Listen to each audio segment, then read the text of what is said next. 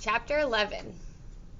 In the Watsons' house, around the Watsons' kitchen table, sat Eugenia, Lincoln and baby Lincoln, and Mr. Watson and Mrs. Watson, and Ned and Lorenzo, and Mercy, of course. She was at the head of the table in the seat of honor. And to be in the seat of honor is very, very special. And in front of her, on her favorite blue plate, was a very tall stack of hot buttered toast. "A toast to Mercy," said Mr. Watson, holding up his glass of orange juice. "A toast to our darling, our dear," said Mrs. Watson. "A toast to Mercy," said baby.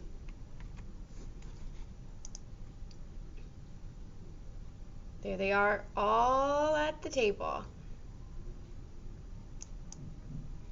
"In my opinion," said Eugenia, "pigs should not be toasted. In my opinion, pigs do not belong at the kitchen table. To our hero," said Mr. Watson. "Where would we be without Mercy?" "Yes," said Mrs. Watson. "Who would have saved us?" "I can't imagine," said Ned. "Me neither," said Lorenzo. They all clinked glasses. Mercy had another piece of toast. You can see Eugenia is still so grumpy. Chapter 12. Outside the Watsons' house the sun was rising. First the sun was red, and then it was orange. It rose higher and higher. Inside the Watsons' house, Mercy was lying on the couch. She was getting ready to take a nap.